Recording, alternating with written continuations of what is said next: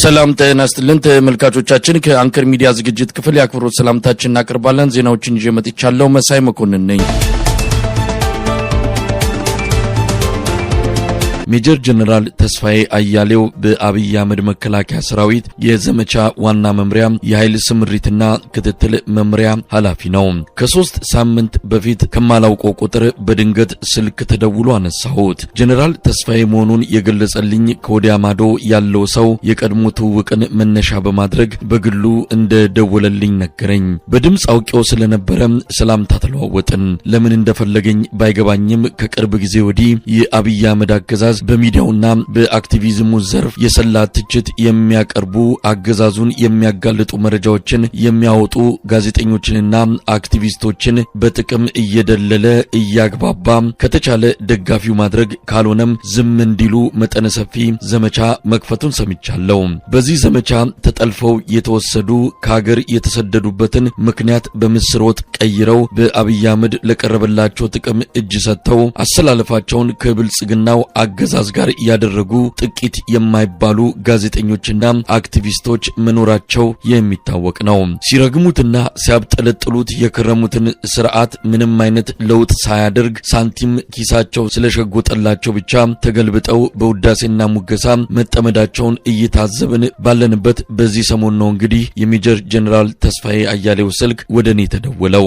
እየቀዳውት እንዳለ በርግጥ ጀነራሉ አያውቅም፣ አላስፈቀድኩትም። ባንድም ይሁን በሌላ ለጊዜው ምክንያቱንና መንገዱን ባላወቅኩበት ሁኔታ የድምጽ ቅጂው ሌላ ሰዎች ዘንድ ደርሶ እጅግ አሳሳችና አደናጋሪ በሆነ መልኩ ተቀነጫጭቦ በማህበራዊ ሚዲያው ላይ እንዲሰራጭ ተደርጓል። ሙሉውን የድምጽ ቅጂ ለታሪክ ለማስቀመጥ እንጂ ሚዲያ ላይ ለመልቀቅ ሐሳቡም ፍላጎትም አልነበረኝም። ሆኖም አፈትልኮ እጃቸው በገባ ሰዎች አማካይነት የተሰራጨው ቅንጭብጫቢ የድምጽ ቅጂ ለአንከር ሚዲያም ሆነ እንደ ጋዜጠኛ በኔ ላይ የሚኖረው የህዝብ ስሜት አሉታዊ ጎን እየፈጠረ መሆኑ ሙሉውን የድምጽ ቅጂ እንዳቀርበው ተገድጃለሁ። በመሆኑም አንድም ነገር ሳይቆረጥ ሳይስተካከል ምንም አይነት የቴክኖሎጂም ሆነ ሌላ ነገር ሳይገባበት እንዳለ እንደወረደ የሁለታችንን ምልልስ እንድትከታተሉ እንጋብዛለን። መልካም ጊዜ። እንዴት ተገኘ ዛሬ ታዲያ? ዝም ብዬ የሆነ ነገር አዳመጥኩና ኦኬ የማለት ዩቲዩብ ላይ አንተ ያሰፈርከው እና ዝም ብዬ አስተውኩና የድሮን አስተውኩትና የሚጋጭ ሆነብኝና ምኑን ነው ይሄ ልጅ አልኩኝ። ምንድነው እሱ? ድሮ አንተና እኔ የተገባባን ማርሻል ጋር የተገባባችሁ የምታወጡትና አሁን ትንሽ ያላለም በቃ የሆነ ትንሽ ጫፉ የለቀቀ ሲሆንብኝ እንዴ ልጅ እንደማን ሊገናኝ ቆረጠው? የተወሰነ ሊቃወም ይችላል፣ ሊቆጣ ይችላል፣ ግን መጨረሻችን የትም አንሄድም፣ እንገናኛለን። አንተን የተመለከተ ነው አይደለም እኔ የተመለከተ አይደለም። ዝም ብሎ አጠቃላይ ያለው ሁኔታ ነው እንጂ ስማ ምን አሁን እኮ መስመሩም ድንበሩም የለም ቀለሙም ለቋልና አሁን እንዲሁ ጫፍና ጫፍ ባለ ሁኔታ ውስጥ ነው የምንተያየው ከስርዓቱ ጋር። አይ እናስተካክለው በእናትህ። ለምን መሰለህ እኔ እሰማሃለሁ፣ ትሰማኛለህ፣ ነገሮችን ማስተካከል እንችላለን። እስከ መቼ ድረስ የማይሆን ነገር እየተወራወሩ መኖር ጥሩ አይደለም። በቃ ይበቃል። እኔ ነገሮችን ሴትል ላድርግ፣ በቃ አንተ ተው በቃ ወደዚህ በኋላ ተስፋዬ እንደዛ ነው። እውነቴን ነው የምልህ ምንም አይጠቅምም። ምኑ ነው የማይጠቅመው? እስቲ ንገረኝ። አሁን ለምሳሌ አሁን የውሸት የሚልኩልህ አንተ እውነት አድርገህ ስታቀርብ ምኑ ነው የውሸት? እየተጎዳለህ ምኑ ነው የውሸት? እስቲ እንደው የሆነ ይሄ ውሸት ነው። ለምሳሌ ኦነግ ሸኔ አሁን ዛሬ ሰሞኑን ኦነግ ሸኔ የገባችው ነው ያለቀ ነው አዳበርጋ ላይ እንደዚህ ያለቀ የናል እንደዚህ ደመሰሰን የሚሉት የሌለ የውሸት ሪፖርት ነው የነገሩ። በቪዲዮ እኮ አለ እሱ ነገር፣ በቪዲዮ አለ እኮ በቪዲዮ የተለቀቀው እዛ ሳይሆን ሌላ ቦታ ቀደም ብሎ በኦልሞስት መቼ መሰለህ ኃይለማርያም እያለ የነበረ ሁኔታ ነው። ቪዲዮ የቆየ ነው ስለማውቀው። ይሄ ግን ደበረት ብለው ይወጣው ውሸት ነው። አሁን ሰኝ ቀድሞ ነው እየሰጠ ባለው ያባረር ነው ምናምን ያለው ውሸት ነው። ዋናው መሰለ ተስፋዬ እውነት እንነጋገር ከተባለ አሁን ያለው ነገር እንዲሁ ዝም ብሎ አሁን ተው በማለት የሚገለጽ አይደለም። ህዝብ ከፍተኛ ህዝብ በፍጹም አሁን እኮ በተለይ ዋናዎቹ የሚባሉት ከፊት ያሉት በወታደራዊም ሆነ በሲቪል አመራር ከፊት ያሉት ሰዎች ከዚህ በኋላ ፍርድ እንጂ እኛም ሆነ ሌሎቻችንም በፍርድ እንጂ ከዚህ በኋላ ዳኝነቱ ምንም የሚለየው ከዚህ በኋላ አንድ ሰፈርም ነን ብለን አላምንም። እኔ በመከላከያ ላይ ያን የነበረኝ እምነት አሁን ተሸርሽሮ የተወሰኑ ግለሰቦች ላይ የተንጠለጠለ ተስፋ እንጂ እንደ ተቋም ተስፋ ማድረግበት አይደለም። የተወሰኑ ሰዎች አሉ ነፍስ ያላቸው ልብ ያላቸው። ነገር ግን አጠቃላይ የመከላከያ ሰራዊቱ ያለበት ቁመና ግን የአብይን አህመድ ዙፋን ለመጠበቅና እሱን እድሜ ለማራዘም ዋጋ እየከፈለ ያለ እንጂ ኢትዮጵያን ለመጠበቅ እንዳልሆነ ብዙ አስረጂ ነገሮች አሉ። እኔ ላንተ አልነግርም። ምናልባት አንተም ውስጥ ሆነ ከእኔ በላይ ነገሮችን እንደምትረዳ ተስፋ አደርጋለሁ። ግን አሁን ነገሮች አልፈዋል። እኔ ደግሞ መሰለህ ነገሮችም አልፈዋል እንዳልከው አሁን ደፍር የደወልኩልህ በቃ የመጣ ያለውን ነገር ላፍረዳው ከሚል ነው። አሁን በሚዲያ የሚነግሩ ተጨባጭ እና መሬት ላይ ያለው ሪያሊቲ አንድ ስላልሆነ ሰራዊት ውስጥ የነበረው ለአንተ ያለው ከበሬታ ደግሞ የማይሆን ነገር ሲቀር ትንሽ ሚዛና የሆነ ነገር ቢሆን፣ ሁለተኛ ድፍን ያለ ጥላቻ ከሚሆን ከዚህ በፊት ኦልሞስት የነበረን ድጋፍ ስለሚታወቅ ወያኔ አንፃር አሁን የተፈጠረ ነገር የለም። አንተ ደግሞ ዘረኛም አይደለህም። ሚዛናዊ ድጋፍ ነበር የምታደርገውና ነገሮችን በሚዛን ብትመለከታቸው ጀነራል ተስፋዬ አሁን እኮ እውነት ለመናገር አሁን ያለንበት ስቴት ኦፍ ማንትን አስተሳሰብ አሁን ያለንበት ቁመና አሁን በመተለው ደረጃ አይደለም። እኔ አሁን ለምሳሌ ከወያኔና ከብልጽግና በትለኝ እኔ ሁለቱን ላወዳድር የምችልበት አይደለም። አሁን የደረስኩበት ድምዳሜ እንደውም በተሻለ ወያኔ ይሻላል አንተ ወያኔ ኢትዮጵያ ጨምድዶ ያዘ ለዚህ ሁሉ መከራ በቃን ወያኔ እንደሆነ በደንብ እረዳለሁ። አትሊስት ግን ሰው ሰላም ነበረው። ከመቀሌ እስከ ሞያሌ ከጅጅጋ እስከ ወለጋ በሰላም ወጥቶ የሚገባበት ነግዶ የሚገባበት ጭቆናው አለ፣ ነጻነት ማጣቱ አለ፣ ፍትህ ማጣቱ አለ። ግን በህይወት የመኖር አሁን እኮ ኢትዮጵያ ቀውስ ውስጥ ነው ያለችው። ስርዓት አልበኝነት ነው ተስፋፋው። ለዚህ ደግሞ ዋንኛ ተጠያቂው ደግሞ የስርዓቱ መዋቅር መሆኑ ይህ ምንም እውነት የአደባባይ እውነታ ነው። ጀነራል ተስፋዬ በዚህ እንኳን መከራከር የሚገባ አይመስልም። ልንገር እኔ ከኔ በላይ ስለዚች ሀገር ስላለው ጸጥታ ሁኔታ የሚያውቅ የለም። ታውቃለህ፣ እኔ ውስጥ ነው ያለሁት። የሚወራው ሁሉ ውሸት ነው። ኢትዮጵያ ሰላም ናት። በምንድን ነው እስቲ ሰላም ምንድን ነው? እሺ ውጪ አሁን ፋኖ ሰኔ ምናምን እያለ የሚያወራው ጀስት ሜኪንግ ቢዝነስ ነው። እናንተ ደግሞ እዛው ውጪ ያለውን ነገር መቀበል የለባችሁም እንዳለ። እስቲ እንዴት ነው ብላችሁ ለምን አትመጡም? እኔ ላመቻች ናና ኦን ግራውንድ ያለውን ነገር እንዲያደርግ ጀነራል ተስፋዬ አሁን እርግጠኛ ነኝ መሬት ይዘን ሀቅ ይዘን ነው የምናወራው።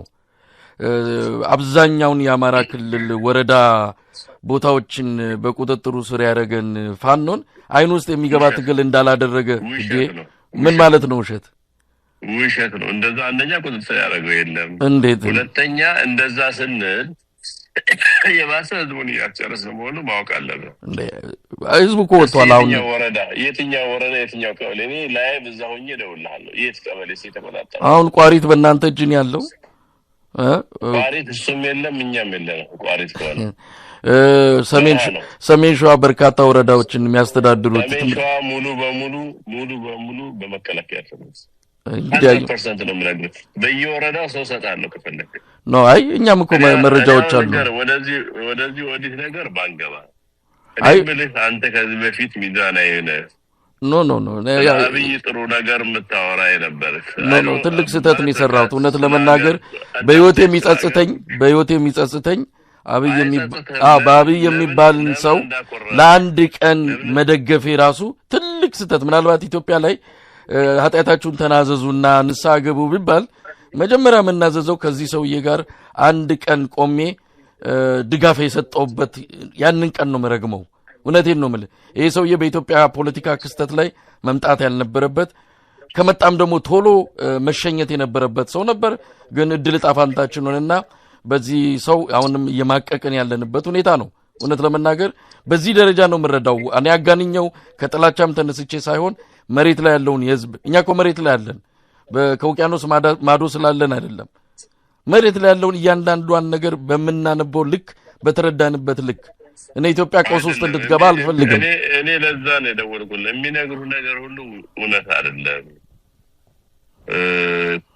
ክሪስ ክሮስ አርግ ቼክ አድርግ በቃ ለምሳሌ ያንተ የነበረን ተሰሚነት የሚያወርዱ ነገሮች ሲነግሩ ያን እንደ እውነት አርገህ ስትዘግብ ክብርህን ነው የሚቀንሰው ኖ አይ ክብር እኔ እንደውም አሁን ያኔ የነበረኝ ክብር ከመንግስት ጋር ሆነን የነበረን ክብር እንደ ክብርም አልቆጥረውም አሁን ነው ለህዝብ ለተጎዳ ለአማራ ህዝብ ለኦሮሞ ህዝብ እንደውም ያኔ ለተጎዳው ሳናስብ ካብይ ጋር ተለጥፈን የትግራይን ህዝብ ያ ሁሉ ማት እንዲወርድበት በርግጥ ጥፋተኛ ወያኔ ነው ትልቁና የሚወስደው ወያኔ ህዝብ አልቋል እውነት ለመናገር የትግራይ ህዝብ አልቋል የትግራይ ህዝብ መሞት የሌለበት ያለቀ ህዝብ ነው ምንም ይካድ አይደለም ህዝብ አይደለም ያለቀው ወታደሩ ወይም ደግሞ የታጠቀው ኃይል ነው እንዴ ህዝብ ያልቅ ኖሮ እኮ የሁላ ህዝብ ሆነ አታየው ነበር አያው ህዝብ ሰላም አይፈልግም ነበር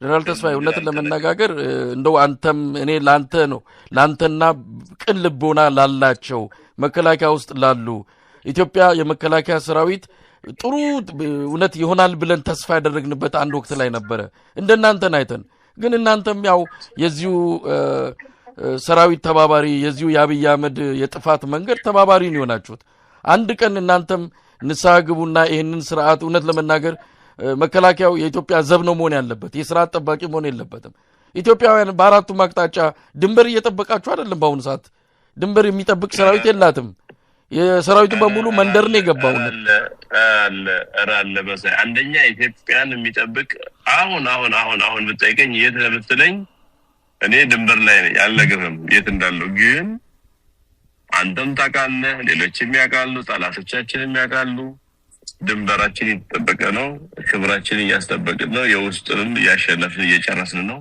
እያንዳንዱ ከኋላ አገራችን እንድትተራመስ የሚያደርግ ከውጭ ያለ ኃይል እኛ ሁሉ ጊዜ በስራ እየሰጠን መጥፎ አስተሳሰብ እንድንይዝ የሚያደርገን ጠላቶቻችን ናቸው እናንተንም ከውጭ ያደራጃሉ ውስጣችን በፍጹም ተስፋዬ በዚህ እንኳን የኛንም ትግል እውነት ለመናገር ምክንያት የሌለው በሌሎች የሚነዳ ማድረግም ከባድ ነው እንትኑ እኮ ትልቅ